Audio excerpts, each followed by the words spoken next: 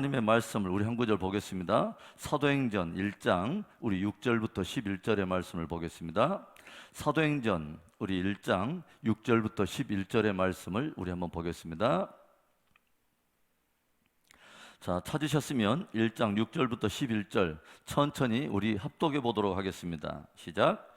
그들이 모였을 때에 예수께 여쭈어 이르되 주께서 이스라엘 나라를 회복하심이 이때니까 하니 이르시되 때와 시기는 아버지께서 자기의 권한에 두셨으니 너희가 알 바 아니요 오직 성령이 너희에게 임하시면 너희가 권능을 받고 예루살렘과 온 유대와 사마리아와 땅끝까지 이르러 내 증인이 되리라 하시니라. 이 말씀을 마치시고 그들이 보는데 올려져 가시니 구름이 그를 가리어 보이지 않게 하더라. 올라가실 때 제자들이 자세히 하늘을 쳐다보고 있는데 흰옷 입은 두 사람이 그들 곁에 서서 이르되 갈릴리 사람들아 어찌하여 서서 하늘을 쳐다보느냐. 너희 가운데서 하늘로 올려지신 이 예수는 하늘로 가심을 본 그대로 오시리라 하였느니라. 아멘. 우리가 이제 이합전 시간부터 신약으로 우리가 들어왔습니다. 이합전에 우리는 사복음서의 내용을 통해서 예수님의 생애와 그분의 행적을 우리가 한번 조명해 보았어요. 그리고 오늘은 이제 사도행전입니다. 사도행전은 사복음서가 예수님의 생애와 행적에 초점을 기울이고 있는 반면에 사도행전은 말 그대로 사도들, 즉 제자들의 생애와 사역에 초점을 기울이고 있습니다. 이 앞전에 제가 여러분에게 다른 것은 말고 예수님의 그 살았던 바로 그 어떤 삶의 장소 그곳 팔레스타인 땅을 조명하면서 팔레스타인의 북부는 어떤 지역이라고 여러분에게 말씀을 드렸죠?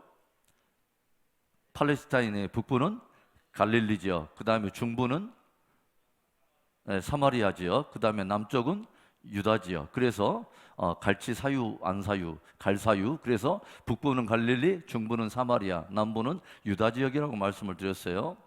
그래서 갈릴리 지역 하면은 우리에게 익숙해 있는 어떤 지명이라면 어떤 지명이 있냐면 가나라든가 아니면 나사렛 또는 그쪽에 있는 가버나움 지역 뭐 이런 지역이 주로 북부에 있는 갈릴리 지역이고, 중부에서 특별히 여러분들이 좀 기억해 볼 만한 도시는 세겜이라고 하는 도시입니다. 그런데 이 사마리아의 세겜이라고 하는 그 땅에 아주 우리에게 익숙했는 두 가지의 산이 있는데 어떤 산이냐면 그리심산이라고 하는 산이 있고 에발산이라고 하는 그 산이 있어요. 그래서 그 구체적인 내용은 우리가 다루지 않겠지만 그 정도의 지명 정도는 알았으면 좋겠습니다. 그리고 유대 지역에서는 우리가 잘 알다시피 예루살렘이라든가 아니면 또 베들레헴 또는 베다니 뭐 이런 지역이 있겠죠. 자, 그래서 팔레스타인 땅의 개괄적인 어떤 그런 지명 몇 개 정도는 우리가 알았으면 좋겠다는 생각을 해봐요. 자, 구약을 전체적으로 우리가 세 블록으로 나눈다면 구약은 전체적으로 앞에 역사서라고 하는 큰 그 영역이 있었고, 그 다음에 중간에 시가서라고 하는 5권의 책이 있었습니다. 그렇죠? 그 다음에 마지막에는 또다시 17권의 선지서들이 있었어요. 그래서 구약은 하나의 대칭형으로 되어 있습니다. 그래서 17권의 역사서, 5권의 시가서, 그 다음에 17권의 선지서 이런 구도로 되어 있죠. 그러면 신약은 어떻게 구성되어 있을까요? 신약이 몇 권이죠? 신약 27권이죠. 구약은 39권, 신약은 27권. 그래서 39, 27. 자, 그러면 신약은 어떻게 한번 나눠볼 수 있을까요? 신약도 제일 먼저는 5권의 역사서라고 말할 수 있어요. 5권의 역사서가 있는데 5권의 역사서는 말 그대로 사복음서와 그 다음에 사도행전을 합친 것을 말할 수 있겠죠. 그래서 사복음서는 마태, 마가, 누가, 요한복음, 그 다음에 사도행전 이 5권을 역사서라고 우리는 말할 수 있어요. 그 다음에는 어떤 형태가 등장하냐면 서신서가 등장하죠. 그렇죠? 많은 그 편지들이 등장합니다. 그 편지들도 특별히 서신서가 있는데 서신서도 누가 썼느냐에 따라서 두 블록으로 우리가 나눌 수 있는데, 특별히 바울이 쓴 앞에 있는 13권의 서신서가 있고, 또 다른 저자들이 일반적으로 또 다른 저자들이 쓴 서신서는 일반 서신이라고 말을 하죠. 그래서 서신서는 바울 서신과 그 다음에 일반 서신으로 우리가 보통 구분을 하죠. 바울 서신 여러분 아세요? 제일 먼저 나온 것이 무엇입니까? 예, 로마서. 그 다음에 로마서 다음에 고린도 전후서, 그 전후. 그 다음에 뭐예요? 갈라디아서가 있죠. 그 다음에 에베소서, 그 다음에 뭐예요? 예, 빌립보서, 그 다음에 골로새서, 그 다음에 예, 데살로니가 전서, 후서, 그 다음에 예, 디모데 전 후서, 그 다음에 예, 디도서, 그 다음에 빌레몬서. 예, 여기까지 해서 이것을 우리가 보통 사도 바울이 기록했다 해서 바울 서신이라고 말하죠. 그렇죠? 그 다음에 무엇이 등장하냐면 일반 서신이 등장하는데, 일반 서신은 어떤 것이 제일 먼저 나오냐면 히브리서가 나오죠. 그러죠? 히브리서, 그 다음에 야고보서, 그 다음에 예, 베전후, 그래서 베드로 전 후서가 나오고, 그 다음에 예, 요한 1, 2, 3서가 나오죠. 그 다음에 예, 유다서가 있습니다. 그 다음에 마지막에는 애언서라고 말할 수 있는 나머지 한 권이 있는데, 이것이 바로 요한계시록입니다. 요한계시록. 자, 이렇게 우리가 구분할 수 있죠. 그러면 여러분, 바울 서신도 우리가 몇 가지로 그냥 이렇게 형태만 우리가 좀 이렇게 우리가 지금 순서를 따라서 놔야 되는데, 몇 가지 이것도 또 구분할 수 있죠. 어떻게 구분할 수 있냐면 로마서나 고린도 전후서, 갈라디아서, 여기까지 로마서, 고린도 전후서, 갈라디아서, 이런 서신을 어떤 서신이라고 말하면 교리 서신이라고 말을 해요. 그래서 구원에 관한 또는 기독교의 가장 기본적인 교리가 그 안에 담겨 있다 해서 교리 서신이라고 말을 해요. 로마서, 고린도 전후서, 갈라디아서. 그 다음에 에베소서, 빌립보서, 골로새서와 그 다음에 빌레몬서, 이렇게 네 권. 에베소서, 빌립보서, 골로새서, 빌레몬서, 이 네 권을 옥중서신이라고 그러죠. 왜 그러냐면 사도 바울이 옥중에서 기록한 서신이라 해서 옥중서신이라고 말을 해요. 그 다음에 데살로니가 전후서는 특별히 이것은 뭐냐면 정말 서신이라고 말할 수 있어요. 그 주제 자체가 예수님의 재림에 대한 부분을 다루고 있기 때문에 이건 보통 정말 서신이라고 말할 수 있고, 그 다음에 디모데 전후서와 디도서는 목회 서신이라고 말할 수 있습니다. 목회에 대한 여러 가지 어떤 지도적인 권면이나 이런 것들을 담아가지고 사도 바울이 기록했다 해서 이것을 목회 서신이라고 보통 우리가 말을 해요. 자, 그래서 신약은 보편적으로 이렇게 구성이 되어 있다. 그래서 앞에 역사서, 그 다음에 서신서, 마지막에 요한계시록, 애언서, 이렇게 구성되어 있다. 여러분에게 말씀을 드립니다. 자, 그러면 오늘이 이제 사도행전으로 이제 본격적으로 좀 들어가 보겠습니다. 사도행전에 우리는 접어들면서 우리는 어떤 하나의 퀘스천을 갖게 되죠. 어떤 퀘스천을 갖게 되냐면, 부활하신 예수님께서 예수님께서 이 땅 가운데 40일 더 머물면서 제자들에게 무엇에 관한 주제를 계속해서 가르치냐면 하나님의 나라의 큰 일에 대한 여러 가지 이야기들을 나누셨다고 복음서가 우리에게 들려줘요. 그래서 부활하신 주님이 제자들에게 그렇게 하나님 나라의 큰 일을 이야기하면서 마지막 승천하시면서는 딱 하나의 약속을 주시죠. 그게 바로 오늘 우리가 읽었던 바로 사도행전 1장 8절에 아주 유명한 말이죠. 뭐냐면 오직 성령이 너희에게 임하시면 너희가 권능을 받고 예루살렘과 온 유대와 사마리아 땅끝까지 이르러서 내 증인이 되리라. 굉장한, 하나님께는, 우리 주님께는 굉장히 중요한 메시지인 것이죠. 그러죠? 이 말을 우리 제자들에게 이제 던져주고 주님은 승천하게 되시는데, 우리에게는 하나의 퀘스천이 다가옵니다. 왜냐하면 오직 성령이 너희에게 임하시면 너희가 권능을 받고 사마리아와 유대와 땅끝까지 이르러서 증인이 된다고 주님이 말씀을 하셨는데, 과연 이것이 가능하냐 이 말이죠. 우리가 그런 퀘스천을 품을 수밖에 없는 이유는 그 말씀을 받고 있는 제자들의 됨됨이를 우리는 익히 알고 있기 때문에 그렇습니다. 그 제자들이 어떤 제자들이에요? 예수님께 그렇게 장담하고 그렇게 의리 충천해가지고 주님을 부인하지 않겠다고 했지만 계집종 앞에서 3번이나 예수님을 부인하고, 또 베드로뿐만 아니라 모든 제자들이 다 뿔뿔이 흩어져 버린, 어떻게 보면은 굉장히 실패하고 어떻게 보면 그렇게 절망에 빠져버린 그런 제자들의 수준, 이 수준을 주님은 분명히 아셨을 텐데 부활하신 그 주님은 또다시 그 실패한 제자들을 찾아가서 당신의 어떤 비전을 이야기하시고 그들이 성령을 받게 되면 어떤 일이 있게 될 것인가 하는 놀라운 이야기를 들려주시더라고 하는 것이죠. 그래서 우리 안에는 과연 어떤 영화의 주제인 것처럼, 제목처럼 미션 임파서블, or impossible, possible. 정말 하나님이 주신 그 사역이 과연 가능할 것이냐 불가능할 것이냐 하는 우리 안에 의구심이 든다 하는 것이죠. 그 제자들의 됨됨이를 알고 있기 때문에 그렇습니다. 그런데 우리는 사도행전에 접어들면서 놀라운 어떤 변화와 굉장히 충격적인 하나의 어떤 변화를 우리가 가늠하게 되죠. 주님이 말씀하신 바로 그 놀라운 역사가 제자들 안에 일어나기 시작했다고 하는 것이죠. 어떨 때부터 지극히 평범한 저들이지만 놀라운 비범한 비전을 붙들기 시작하면서부터 제자들은 달라지기 시작했다고 하는 거죠.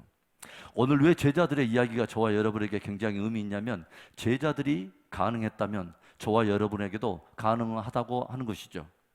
그래서 정말 그 제자들을 통해서 권능의 증인되는 역사가 일어나고 땅끝까지 증인이 되어서 하나님의 나라가 확장되는 바로 그 일이 가능하다면 하나님은 오늘도 저와 여러분에게 당신의 나라에 대한 이야기를 들려주시고 오늘 초대교회와 성도들이 달려갔던 그 어떤 그 발자취를 우리에게 들려주심으로 해서 우리도 동일한 그 영광의 비전을 이룰 수 있도록 우리를 초대하고 계신다고 하는 것입니다. 사도행전은 여러 가지 닉네임이 많이 붙어 있어요. 사도행전은 먼저는 제자행전이라고 하는 닉네임이 붙어 있어요. 그래서 사복음서가 예수님의 생애와 사역이라면 사도행전은 말 그대로 제자들이 어떻게 살아가고 어떻게 사역을 감당했는가는 제자들의 사역과 행적을 다루고 있다고 하는 거죠. 그래서 우리가 보통 사도라고 하는 그 말을 표현할 때는 아파슬이라고 하는 우리가 영어 단어를 사용하는데 어떤 뜻이냐면 보내심을 입은 자라고 하는 뜻이죠. 그러죠? 그래서 주님의 보내심을 받고 이제 참된 종으로 서가는 제자들의 모습을 우리에게 보여주고 있다고 하는 것이죠. 제자행전. 그 다음에 사도행전에 또 어떤 행전이라고 하는 그 닉네임이 붙어 있냐면 교회행전이라고 하는 닉네임이 붙어 있어요. 처음으로 이제 뭐냐면 오순절을 지나가면서 이 땅에 주님의 핏값으로 사신 유일한 공동체, 주님의 몸된 공동체로서 주님이 이 땅에 교회를 두셨다고 하는 것이죠. 그래서 교회가 어떻게 출범해서 어떻게 당대에 거대한 로마 제국 산하에 뿌리를 받고 내리면서 3세기가 채 이르기 전에 어떻게 교회가 복음으로서 그 로마 제국 산하의 모든 사람들의 그 영혼의 뿌리를 받고 그 땅이 주님께로 돌아오는 놀라운 역사를 이루게 됐느냐 하는 놀라운 그 교회 행전을 우리에게 보여주고 있다고 하는 것이죠. 교회 행전. 그리고 또 하나는 선교 행전이라고 하는 닉네임이 붙어 있어요. 그래서 to the end of the earth, 즉 땅 끝까지 어떻게 복음이 확장되어 가고 하나님의 나라가 확장되어 가는가 하는 바로 그 사건을 우리가 사도행전을 통해서 추적해 볼 수 있다고 하는 거죠. 그리고 과연 우리가 is it possible or impossible? 그게 정말 가능할 것이냐 불가능할 것이냐 우리의 많은 쾌수청과 의구심을 다 깨버리고 그 모든 것을 가능케 한 유일한 동력의 역사가 드러났는데 그게 바로 성령입니다. 그래서 성경에는 사도행전은 성령행전이라고 하는 또 하나의 닉네임이 붙어 있다고 하는 거죠.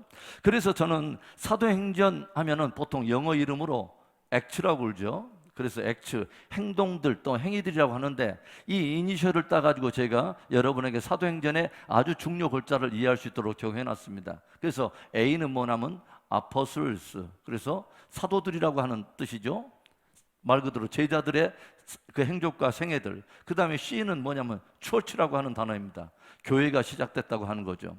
교회가 어떻게 로마 제국 산하에 뿌리를 받고 점점 확장해 가는가. 그 다음에 T는 to the end of the earth 해서 땅 끝까지. 그래서 선교 행전이라고 하는 닉네임으로 우리가 사도행전을 정리해 볼 수 있다.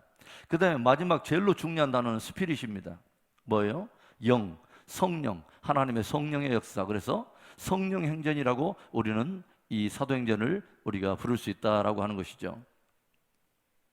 우리가 사도행전에 딱 접어들면서 제자들의 수준이 달라지고 있다고 하는 것을 볼 수 있죠. 제가 익히 말씀드린 것처럼 지극히 평범한 제자들이지만 저들이 이제는 자기 자신들의 어떠함을 이미 밑바닥을 봤어요.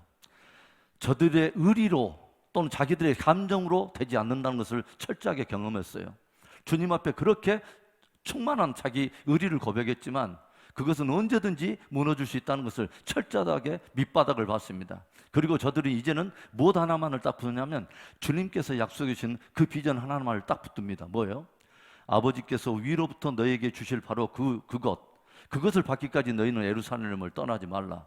바로 오직 성령이 너희에게 임하시면 너희가 권능을 받으리라 하는 바로 주님께서 주신 유일한 그 약속, 성령의 약속을 붙들기 시작했다고 하는 거죠. 저와 여러분은 지극히 평범합니다. 그런데 어느 때 우리에게 비범해 줄 수 있냐면 저와 여러분이 비범한 것을 붙들면 비범한 사람이 됩니다. 비범한 주님을 붙들고 주님의 비범한 비전을 붙들기 시작하면 그 사람이 곧 비범한 그 생애와 사역에 쓰임을 받을 수 있다고 하는 것이죠. 그래서 이 제자들이 이제 사도행전에 접어들면서 저들이 간절히 기도에 헌신하잖아요. 그래서 성경 사도행전을 보면은 우리는 두 개의 레일이 함께 달려가는 것을 볼 수 있어요. 하나는 뭐냐면 기도의 레일이 깔리고 바로 그 깔린 레일 위를 성령이라고 하는 거대한 열차가 달려가는 역사를 우리는 사도행전을 통해서 우리가 보게 된다고 하는 거죠. 제가 언젠가 설교하면서도 제가 그 말씀을 드린 것 같은데 사도행전에는 이상하게 기도 시간을 알리는 표현들이 있습니다. 조용히 보면은 기도 시간을 알려요. 그래서 그 사도행전 2장에 오순절에 성령이 역사할 때, 성령이 임하실 때 제3시였다고 딱 들려줘요. 그것은 뭐냐면 오전 9시였다는 겁니다. 제3시 기도 시간에 뭐 이런 이 말씀을 들려주고 있다고 하는 것이죠. 그 다음에 또 뭐 안진뱅이가 일어나는 사건에도 제9시 기도 시간에 이런 기도 시간을 알리고 있어요. 그 다음에 나중에 이방인으로서 처음으로 그 첫 구원의 가정이 돌아오는 게 바로 고넬료 가정인데 이 고넬료 가정이 돌아옴으로 인해서 유대인과 이방인의 경계가 허물어지는 기독교 역사상으로는 굉장히 중요한 사건이 일어나는 그 사건도 무엇이 개입하냐면 성령이 개입하는데 어떨 때 개입하냐면 베드로가 기도하고 있고 또 다르게는 또 고넬료가 따로 기도 시간에 함께 기도하고 있을 때 성령이 저들의 기도 역사 속에서 저들을 만나게 했다고 하는 것이죠. 굉장한 사건이죠. 그렇죠? 기도하면 길이 열리고요. 기도하면 우리는 상상할 수 없는 주님이 섭리하는 바로 그 만남을 가질 수가 있습니다. 할렐루야. 그래서 이런 놀라운 사건이 일어나죠. 그래서 성령에는 기도행전이라고 하는 또 하나의 그 닉네임이 있다고 여러분에게 말씀드렸어요. 그래서 제자들은 끊임없이 관심이 뭐였어요? 그 전에 누가 높냐, 누가 크냐. 그래서 주님과 어떻게 보면은 육체적으로는 한 몸을 가지고 있고 명목적으로는 주님을 따르고 있다고 하는데 저들은 늘 주님과 어떤 존재였냐면 오월 동주. 오나라와 월나라 사람들이 서로 원수였음에도 불구하고 한 배에 타 있는 이상한 모순투성이인 어떤 그런 모순처럼 보이는 주님과의 동행. 동상이몽, 한 침대에 있는 데다 서로 다른 꿈을 꾸고 있는 하나님은 주님은 주님의 나라를 꿈꾸고 있는데 제자들은 자기의 나라를 꿈꾸고 있는 동상이몽의 모순된 우리는 모습을 우리가 복음서를 통해서 많이 봤지 않습니까? 그런데 사도행전에 접어들면서 저들이 진실로 이제는 무엇이 되어가냐면 제자가 되어가더라고 하는 거죠. 카일 아이들먼이라고 하는 사람이 그런 책을 썼습니다. 무리인가 제자인가 라고 하는 책을 썼어요. 무리는 어떤 사람이냐?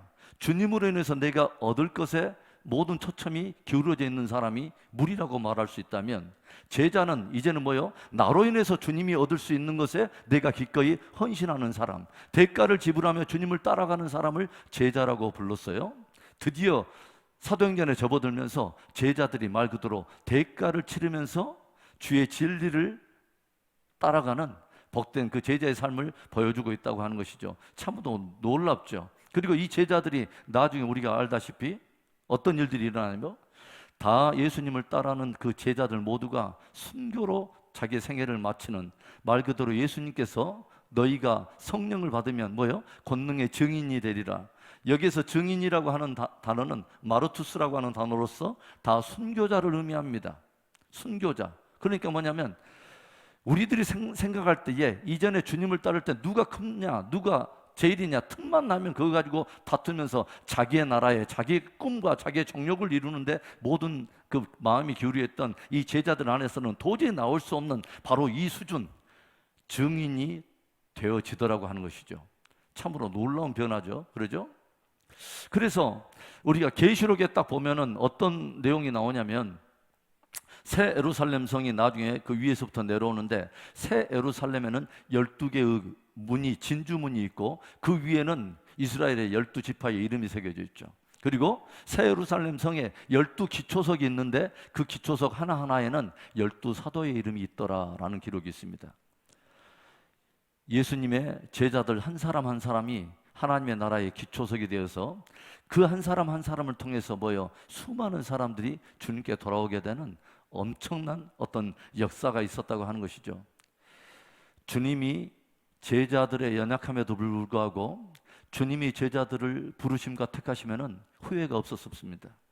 우리 같았으면 어떻게 보면은 십자가의 사건을 두고서 모두 다 뿔뿔이 도망치고 배반하고 배신하는 그들을 굳이 그 사람 아니어도 또 다른 사람들이 있었을 텐데, 예수님은 실패하고 좌절한 그들을 찾아가서 또다시 하나님의 나라의 이야기를 나누고 기꺼이 비전을 함께 나눠서 마침내 저들을 하나님의 수준의 그 권능의 증인으로 세우시더라고 하는 것이죠.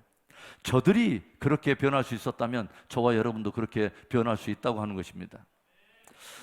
그래서 우리가 이 제자들이 나중에 어떤 말을 합니까? 어떤 거를 사도행전에 점점 들어가면서 우리는 엄청난 그 수준의 변화들을 바라보게 되죠. 우리 사도행전 4장 19절을 찾아가 볼까요?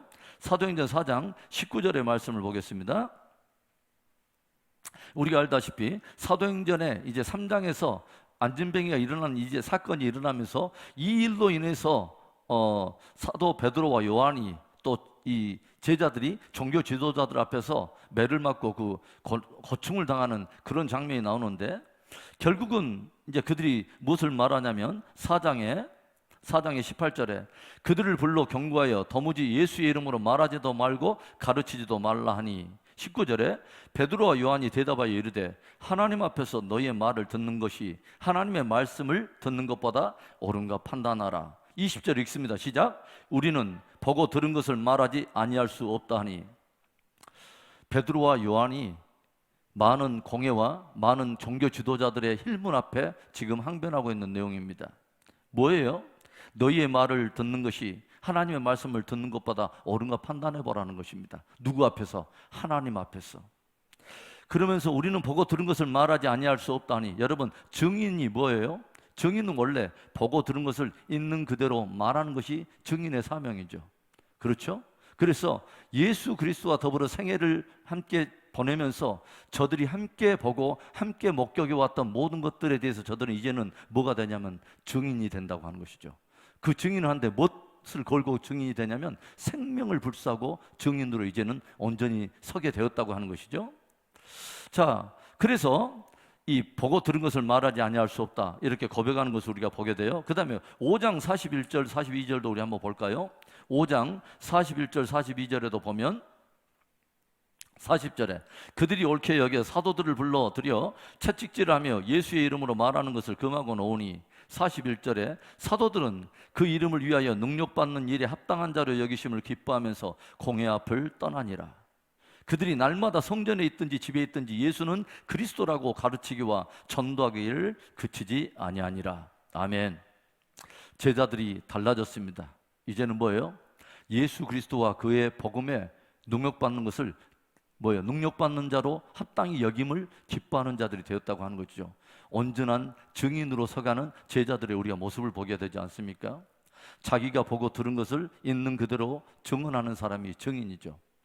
어느 한 신학교에 설교학 시간에 그런 일이 있었다고 그래요. 미국에서 많은 그 학생들이 담대하게 나가서 그 설교를 하는데, 유독 그 학생은 굉장히 그 수줍어가지고 부끄러움이 많은데, 그 학생이 이제 자기 순서가 돼가지고 설교 시간이 딱 되는데, 이 학생이 올라가가지고 그냥 좀 떨면서 긴장하면서 툭 내뱉은 말이 뭐냐면, 여러분은 오늘 제가 이 자리에서 여러분에게 전할 말씀이 무엇인가를 여러분은 아십니까? 라고 물었더니 많은 대부분의 학생들은 고개를 설레설레 하면서 모른다고 말을 합니다. 그랬더니 이 학생이 어떻게 짧게 하고 내려오냐면, 여러분도 모르는 사실을 제가 어떻게 알겠습니까? 하고 그냥 내려와 버렸어요.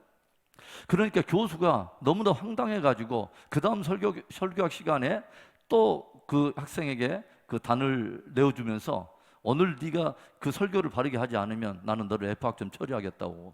그랬더니 또 이 학생이 잔뜩 긴장하면서 또 올라가지고 묻습니다.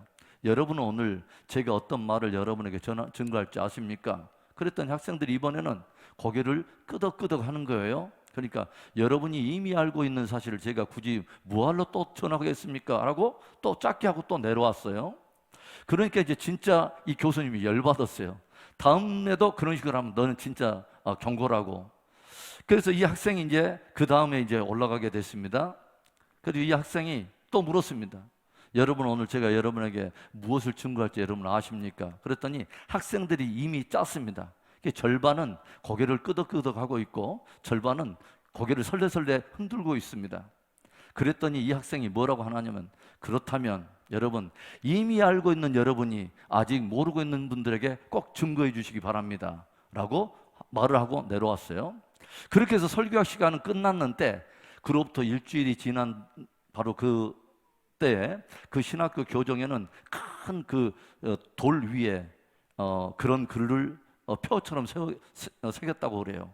먼저 알고 있는 자가 아직 모르는 자에게, 먼저 알고 있는 자가 아직 모르는 자에게, 이 표가 붙었다고 그래요. 증인은 누구냐면 뭐예요? 먼저 보고 들은 것을 있는 그대로 증언하는 사람이 증인입니다. 저와 여러분은 예수 그리스도의 복음과 십자가의 진리에 대해서 우리는 이미 들었고, 우리는 그것이 진리임을 확신한 자가 되었습니다. 우리가 먼저 알고 있는 그 복음을 우리가 많은 이들에게, 아직 모르는 이들에게 우리가 증거하는 진짜 보내심을 받은 거룩한 제자로서 승리할 수 있기를 주의 이름으로 축복합니다. 자, 그래서 우리는 이 제자들을 보면서 참으로 정말 경이로운 마음이 들죠. 갈릴리에 정말 초라한 어부들로 다 태어나서 그곳에 자기의 생의 주리를 틀고 그것만이 모든 자기의 생의 터전인 줄 알고 그렇게 살아가던 갈릴리의 촌부들에게 어느 날 들려오는 하나님의 나라의 거룩한 진리, 그 거룩한 진리의 초대함을 받고 나도 모르게 얼떨결에 주님을 따라갔던 3년 반의 생애를 다 지나고 허탈한 자기의 신앙의 밑바닥과 주님과의 어떤 관계에 어떻게 보면 너무도 부끄럽고 수치스러운 어떤 그런 흔적들만 남기는 자기들의 실패한 인생에 주님이, 부활하신 주님이 다시 찾아와서 여전히 하나님의 나라의 말씀을 전해주고 증인으로 초대하는 바로 그 증인의 저들이 기도로 함께 품고 주님의 꿈을 이제 함께 풀기 시작하면서 주님이 말씀하시는 그 수준의 놀라운 증인, 그 수준은 엄청난 것이었습니다. 마지막 계시록이 보여주는 예루살렘 성, 천성의 기초석에 저들의 이름이 새겨져 있는 참으로 영광스러운 존재로 쓰임을 받았다고 하는 것이죠. 얼마나 생각해 볼수록 가슴 벅찬 경이로운 부름이며 영광의 부름입니까? 그 위대한 부름이 저와 여러분 안에도 있는 줄로 믿습니다. 자, 그 다음에 사도행전은 또 하나는 뭐냐면 교회행전이죠. 그러죠? 교회행전. 그래서 부활하신 예수님의 모든 관심은 어디에 있냐면 교회에 있습니다. 교회. 우리가 그것을 어디서 알 수 있냐면 요한계시록에 보면은 1장에 어떤 것을 이제 그 사도 요한이 목격하게 되냐면, 사도 요한이 어느 날 성령의 충만함을 받아가지고 자기의 뒤에서 나팔 소리 같은 큰 음성이 나는 것을 듣게 되죠. 그래서 그 소리의 정체가 무엇인가를 알려고 뒤를 돌아볼 때에 무엇인가를 보게 됩니다. 무엇을 봤는가를 우리 한번 보겠습니다. 요한계시록 1장을 우리 한번 찾아봅시다.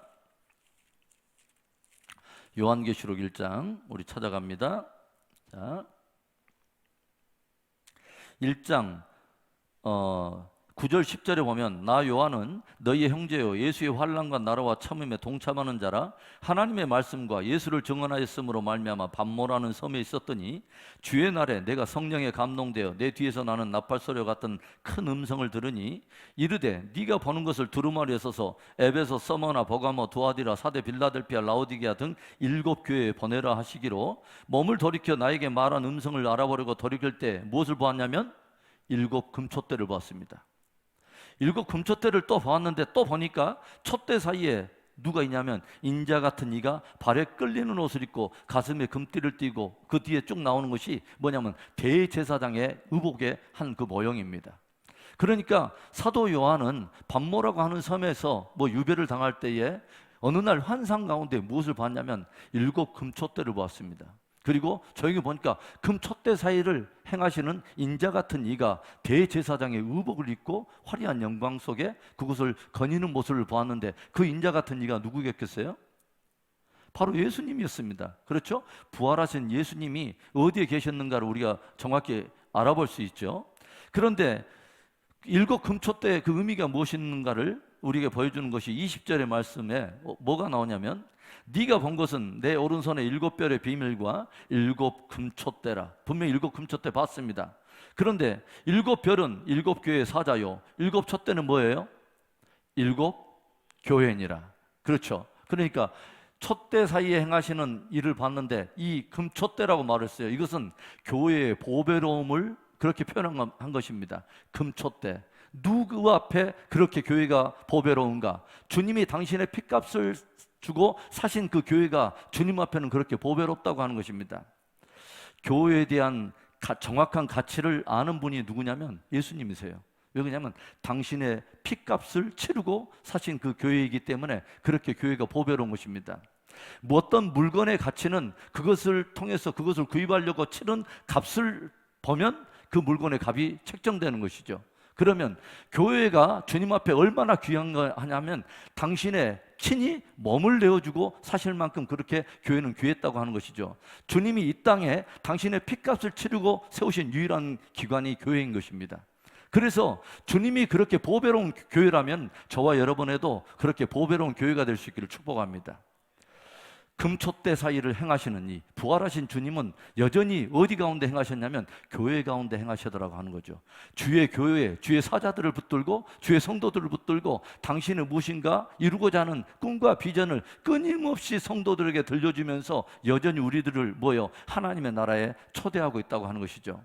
굉장한 비전인 것이죠. 그래서 이 사도행전은 교회가 어떻게 태동했는가부터 시작해서 이 교회가 어떻게 이제 하나님의 나라의 한 작은 모델로서 민족과 나라들 사이에 퍼져가는가 하는 그런 이야기를 우리에게 들려주죠. 사도행전은 특별히 그 두 블록으로 나눠져요. 1장부터 12장 그리고 13장부터 28장까지 나눠졌는데 1장부터 12장 그 다음에 13장부터 28장.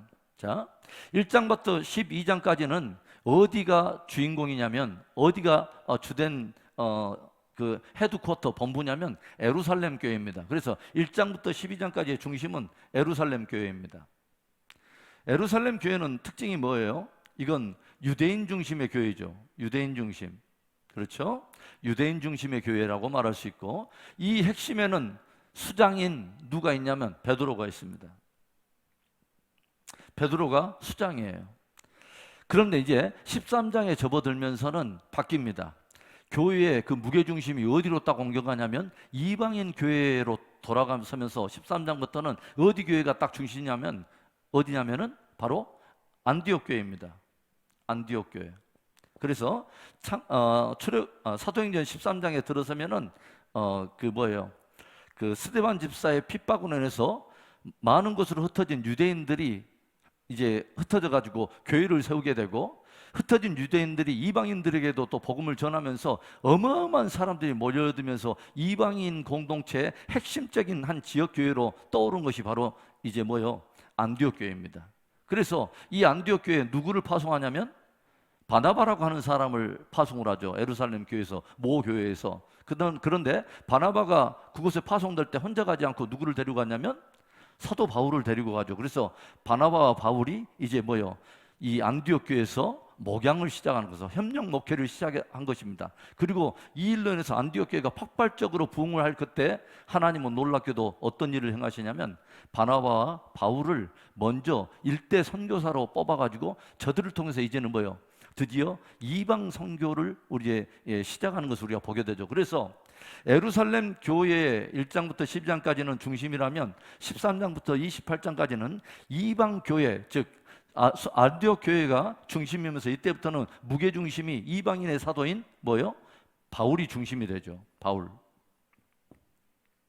그리고 이제 교회가 이제 예루살렘을 넘어서 이방인 가운데 계속 확장되어 가는 모습을 우리에게 보여줍니다.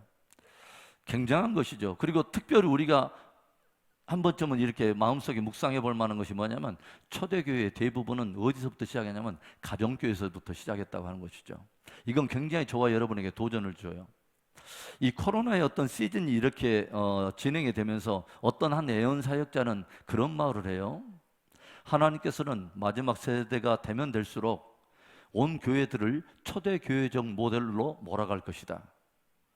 그래서 뭐냐면 갈수록 사실은 모이기 쉽지 않은 시대, 모이기 쉽지 않는 마지막 종말론적 어떤 그 현상들이 점점 드러남으로 인해서 하나님의 교회들이 서서히 어떤 교회가 되기 시작하냐면 풀뿌리 교회들이 되기 시작할 거라고 하는 거죠. 그리고 초대교회가 가정 중심으로 모였던 것처럼 소그룹이 굉장히 강화되어야 될 그런 초대교회적 부름 앞에 서 있다라는 그런 말을 들려줘요. 굉장히 저는 의미 있다고 생각을 해요. 그렇죠? 우리 함께 공동체적으로 모여서 하나님께 예배를 드릴 수 있는 것도 굉장히 축복이지만 저는 우리 은혜 비전교회에 특별히 뭐요? 함께 모이는 가정교회 그리고 소그룹에 굉장히 강한 그런 교회가 되었으면 참 좋겠습니다. 그래서 함께 모이는 그 가정이 곧 교회와 같은 역할도 하고 우리 교회가 또 함께 모이면 가정과 같은 그런 역할을 할 수 있는 초대교회적 어떤 그런 모델을 쫓아간다면 우리 교회에 정말 소망이 있다고 저는 생각을 합니다. 할렐루야. 그래서 우리는 사도행전을 통해서 우리는 교회의 그 확장과 교회를 통해서 하나님의 나라가 확장되어 가는 우리가 모델을 우리가 바라보게 되죠. 그 다음에 또 하나는 어떤 닉네임을 가지고 있다고 말하냐면 선교행전. 그래서 땅끝까지라고 하는 우리가 그 개념을 우리가 한번 생각해 볼 수 있었어요. 여러분, 성령이 행하시는 아주 중요한 변화 중에 하나는 뭐냐면 성령이 우리 가운데 행하시는 아주 중요한 변화 중에 하나는 경계를 넘어가게 한다는 것입니다. 우리가 정한 그 경계를 넘어서도록 우리에게 강한 동력으로 역사하는 것이 성령입니다. 조용히 보면은 여러분 유대인들만큼 선민주의 그 다음에 민족주의에 정말 그 옹고집과 같은 그렇게 똘똘 뭉쳐있는 사람들 없어요. 그렇죠. 그리고 이 사람들은 더구나 자기들이 chosen people 뭐예요?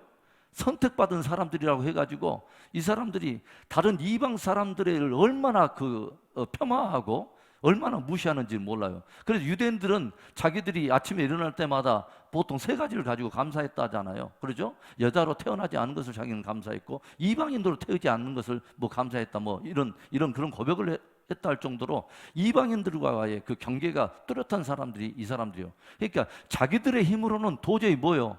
그 경계를 도저히 넘어설 수 있는 그런 영적 힘이 없어요. 그러죠? 그런데 성령이 하십니다. 성령이 무엇을 하냐면 저들 안에 저들과는 안 되라고 저들이 경계를 줬던 그것을 성령이 저들로 하여금 넘어가게 한다고 하는 거죠. 그래서 예루살렘과 온 유대와 사마리아와 땅끝 저들은 한 번도 갈릴리를 떠나본 적이 없는 그 사람들에게 주님께서는 어디를 말하냐면 예루살렘과 온 유대를 말하고 사마리아를 이야기해요. 더군다나 이 사람들이 사마리아를 넘어간다는 것은 상상할 수가 없는 이야기죠. 왜냐하면 유대인들의 입장에서 사마리아는 뭐예요? 이미 어디죠? 아수르에 의해서 멸망을 당하고 혼혈 정책으로 인해서 이방화되었기 때문에 저들은 정통 어떤 그 유대인으로 보지 않았습니다. 그렇죠? 그래서 이방 사람들보다 더 못한 어떤 그런 사람들로 그렇게 치부했기 때문에 사마리아를 저들이 넘어간다는 것은 사람 힘으로 불가능한 것이죠. 그러니까 여러분 이 베드로가 성령도 받았어요. 그리고 어마어마한 그 사역을 하자요. 한 번 전할 때 3,000명, 5,000명이 돌아오고 이 사람이 갈 때마다 성령이 역사하는데 아직도 베드로 안에는 뭐가 안 무너지냐면 이방인의 집에 문턱을 넘어선다고 하는 이 개념은 들어오질 않아요. 도저히 용납이 안 되는 거예요. 상상조차도 하지 않은 거예요. 그런데 무엇이 역사냐면 성령이 그 일을 하잖아요. 그렇죠? 환상을 통해서 하늘에서 보자기가 내려오는데 거기에 뭐가 있냐면 온통 율법이 부정한 것, 가증한 것으로 정하고 있는 벌레나 막 이런 것도 있잖아요. 그런데 위에서부터 음성이 들려요. 베드로야, 네가 저거 먹어라. 그러니까 주여, 나는 지금까지 율법이 부정한 것으로 정한 것을 내가 입에 댄 적이 없습니다. 하나님께서 뭐라고 그래요? 내가 깨끗게 한 것을 네가 부정하다고 말하느냐? 이것은 무엇에 대한 이야기였어요? 이방인들에 대한 잘못된 가치관, 잘못된 편견을 깨뜨리는 성령의 아주 중요한 가르침이었다고 하는 거죠. 그리고 조금 있으니까 누가 오냐면 이방인 고넬료가 보낸 심부름꾼이 찾아오고 성령의 음성을 쫓아서 베드로가 어디를 넘어가냐면 비로소 고넬료 이방인의 그 가정에 문턱을 넘어서는 순간에 이방인들의 가정이 드디어 죽게 돌아오게 되는 놀라운 역사가 시작됐다고 하는 것이죠. 저와 여러분이 행여라도 경계를 치고 있는, 도저히 넘을 수 없다고 생각하는 그런 경계는 없습니까? 저와 여러분에게 성령이 임하여 그 경계가 깨어지는 놀라운 은혜가 있기를 축원합니다. 굉장히 중요한 것이죠. 여러분, 성령은 우리로 하여금 경계를 넘어서게 만드는 영이에요. 그래서 유대와 사마리아 땅 끝까지 이르러서 바로 이 하나님의 나라의 확장을 위해서 우리들을 끊임없이 가도록 성령은 우리를 몰아붙인다고 하는 것이죠. 저는 마지막 교회까지, 마지막 시대의 교회까지 교회의 절대적인 그 정체성은 저는 선교였다고 저는 믿습니다. 영혼 구원과 선교에 교회는 목숨을 걸어야 된다고 저는 믿습니다. 우리는 때때로 교회와 성도들을 심은 하나님의 정확한 그 본질적인 목적을 우리는 놓치고, 그것을 놓칠 때는 우리는 비본질적인 것을 본질이라고 붙들고 우리는 그것을 살게 돼 있다고 하는 거죠. 여러분, 예수님께서 부활하시면서 승천하시면서 유일하게 주셨던 명령이 있죠. 뭐예요? 땅끝까지 이르러서 증인되라는 것입니다. 그러죠? 이것을 우리는 뭐라고 말하냐면 The Great Commission이라고 말해요. 대위임 명령이라고 말하죠. 주님께서 부활하시고 승천하시면서 다시 오실 때까지 이 땅의 교회와 성도들에게 남기신 유일한 The Great Commission, 위대한 대위임령이 뭐냐면 영혼 전도인 것입니다. 그러니까 우리 교회와 성도들이 모든 어떤 삶의 목적과 모든 사역의 모든 것들이 다 무엇과 연결되어 있어야 되냐면 영혼 구원과 함께 연결되어 있어야 한다고 하는 것이죠.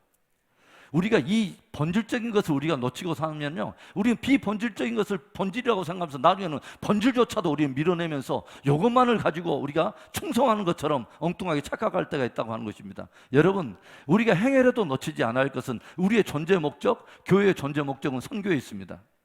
우리가 놓치지 않고 있기를 바랍니다. 대부분 교회와 공동체가 싸우는 이유는요, 대단한 것 때문에 싸우지 않아요. 우리가 조용히 지금까지 신앙생활해보고 제가 목회하다 보니까요, 별로 이유도 아닌 것 같고 그걸 본질인 것처럼 싸워요. 그러죠? 예전에 어떤 한 교회에서 몇백 명 모이는 교회에서 교회가 두 분파로 나눠졌습니다.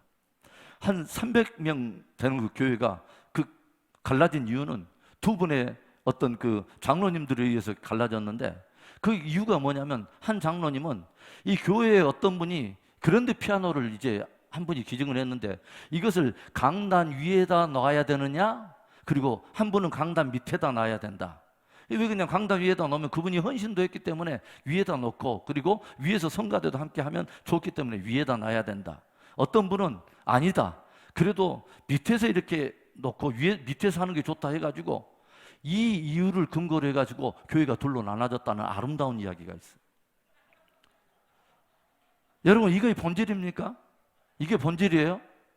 그래가지고 두 분이, 이 두 장로님이 한 10년 후에 어떤 마트에서 우연히 만나셨대요.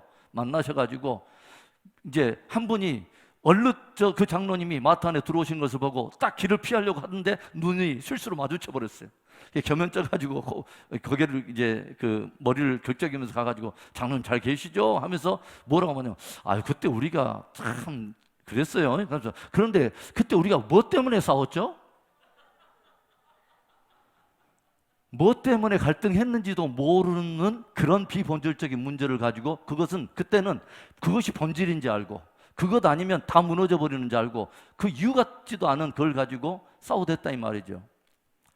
저는 우리 은혜 비전교회가 거룩한 본질을 딱 붙들고 이 본질 하나면 앵간한 비본질을 거뜬히 뛰어넘어가는 그런 우리의 영성이 있기를 바라요. 여러분, 본질을 딱 붙들면 비본질은 아무것도 아닌 거예요. 진짜 우선순위를 딱 붙들고 있으면 나머지는 자연스럽게 정리되는 거 아니겠어요? 저와 여러분에게 뭐요? 예수 그리스도와 그분에 관한 복음이 본질인 것입니다. 그리고 영혼 구원보다 더 앞설 일은 없어요. 그렇죠? 그래서 도로에 뭐예요? 앰뷸런스나 아니면 소방서 차나 이런 차들이 나타나면 모든 차들이 다 비켜줘요. 왜 그러죠? 생명이 달려있기 때문에 그렇죠. 우리 은혜 비전교회는 단순한 유람선이 아니라 정말 영혼을 구원하는 하나님의 전함이 되는 그런 은혜가 있기를 바랍니다. 전함에 탄 사람들과 유람선에 탄 사람들은 굉장히 태도부터 다릅니다. 그리고 유람선에 탄 사람은 뭐예요? 내 어떤 것에 기호를 맞추고 나에게 어떤 서비스를 제공하지 않으면 언제든지 하선할 수 있는 그런데 전함에 타 있는 사람은 그러지 않습니다. 전함에 타 있는 사람은 저기 밑에 말단 저기 조수조차도 모든 사람들이 누구의 명령 하나에 귀를 기울이고 있냐면 위에 있는 사령관의 명령에 귀를 기울이고 있습니다. The Great Commission, 위대한 사령관이신 예수님이 우리에게 모두에게 주신 명령은 영혼 구원하라는 것입니다. 여러분, 전도와 선교하는 것에 이 본질적인 우리가 목적을 붙들고 비본질적인 모든 것을 다 걷든 이겨내고 우리의 공동체는 마지막까지 영혼 구원하는 교회, 선교하는 교회로 우리가 자리매김하는 귀한 은혜가 있기를 축원합니다.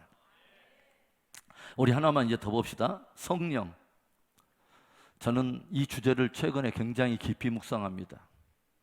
왜냐하면 성령이 아니고는 답이 없다는 생각을 하게 됐습니다.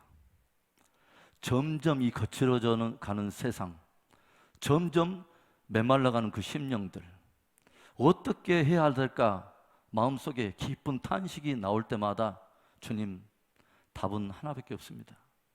주님이 초대교회 쓰러져가는 교회들, 실패하는 좌절하는 그 교회들을 바라보면서 마지막 한 가지 약속을 두고 떠나셨던 것처럼 오직 성령이 너희에게 임하시면, 주님, 성령 외에는 답이 없습니다. 주여, 성령을 보내시옵소서. 성령 받아야 되겠더라고요. 그리고 성령의 충만함을 입어야 되겠더라고요. 더구나 이 거친 세대에 마지막 세대의 마지막 답은 저는 성령밖에 없다고 저는 결론을 내렸어요. 여러분, 이 성령은 어떨 때 어느 절기에 임하냐면 오순절에 임했어요. 그렇죠? 오순절에 임한 성령. 여러분, 예전 우리 절기 특강 때 여러분 오순절이 어떤 절기인지 아세요? 오순절은 그 이스라엘 백성들이 가나안에 들어가서 첫 수확의 열매를 드리던 초실절에서부터 몇 주를 계수하냐면 7주를 계수해요. 7일씩 7번을 계수해서 이 날을 지킨다 해서 오순절에 또 다른 이름이 77절이라고 하는 이름이 있어요. 그리고 50일째 또 지킨다 해서 오순절이라고 말하고, 이때 보리 추수의 열매를 하나님 앞에 드린다 해서 이것을 또 맥추절이라고 하는 또 이름이 있다고 여러분이 말씀을 드렸어요. 그리고 이 오순절에 아주 특별한 것은 무엇이라고 말했냐면, 백성들이 뭐예요? 이제 떡을 만들어 가지고 이제 제사를 드리는데, 제사장이 2개의 떡을 가지고 하나님 앞에서 어떤 제사를 드리냐면 요제로 드린다는 말씀을 드렸어요. 웨이브 오퍼링으로. 그런데 이 2개의 떡은 무엇을 상징한다고 제가 말했냐면, 유대인과 이방인이 한 제사장 안에서 살아나는 것을 의미한다라고 여러분에게 말씀드렸어요. 여러분 기억나세요? 그래서 뭐냐면, 과거에는 대제사장이 그냥 하나님 말씀하신 대로 2개의 떡을 하나님 앞에서 요제로 흔들는 건데, 그것이 예수 그리스도 안에서 복음에 어떤 의미가 있다고 제가 말씀드렸냐면, 바로 한 대제사장인 예수 그리스도 안에서 유대인과 이방인들이 함께 살아나는 그 역사가 시작되는 것을 알린다고 여러분에게 말씀을 드렸어요. 할렐루야. 그래서 이 오순절로 인해서 유대인들과 이방인들의 회복의 역사가 시작되었다고 하는 것이죠. 그렇죠? 그리고 특별히 이 오순절은 어떤 날을 사실은 기념하냐면, 시내산에서 하나님의 말씀을 받은 날을 기념해서 지키는 절기였어요. 그런데 똑같은 그 오순절에 어떤 일이 일어나면, 이제는 시내산에 하나님이 강림에 있어서 율법을 수여하신 이 날이 아니라 성령이 하나님의 공동체에 임하셔서 그 하나님의 말씀을 어디에다 심냐면, 이제는 돌판에 새긴 것이 아니라 심령에 새기는 바로 그 사건이 이루어졌다고 하는 것이죠. 그래서 성령이 각 사람 안에 성전에 임하여서 성령의 전으로 인침을 받는 놀라운 사건이 있었다고 하는 것입니다. 그래서 이 오순절을 지나면서 하나님의 교회는 전혀 달라졌어요. 제자들의 수준은 전혀 달라지기 시작했어요. 그렇죠? 그리고 정말 주님이 말씀하시는 바로 그 수준의 교회가 일어나기 시작하죠. 주님이 말씀하시는 그 수준의 제자들, 성도들이 일어나서 초대 교회에 화려한 프로그램이나 화려한 어떤 직제나 이런 것들이 아니라 한 사람 한 사람 안에 있는 복음과 그리고 뭐요? 하나님 중심의 신앙 영성을 가지고 그때 당대에 어지러운 그 세대를 주님 앞에 올려드리는 굉장한 역사를 우리가 일으키는 것을 우리가 보게 되죠. 우리 하나님은 마지막 때도 똑같은 약속을 주세요. 여호와의 크고 두려운 날이 오기 전에 내가 내 영을 남종과 여종에게 부으리라 라고 말씀하십니다. 우리 은혜 비전교회가 함께 모일 때마다 여러분 꼭 간절히 기도할 것은 하나님, 우리 공동체에 성령을 부으시옵소서. 우리 하나님 한 사람 한 사람이 성령의 충만함을 받아서 하나님, 주님이 하나님 그 주시는 은혜 속에 내가 도저히 넘을 수 없는 벽을 넘어서 복음을 전하게 하시고 도저히 우리가 상상할 수도 없었던 하나님 아버지여 그 증인의 삶을 살아내도록 우리를 붙들어 주시옵소서. 여러분, 주의 몸된 교회를 기도할 때마다, 여러분의 자녀들과 가정을 위해서 기도할 때마다 이 성령에 대한 약속, 이걸 붙들고 여러분도 함께 더불어서 기도하시기를 바랍니다.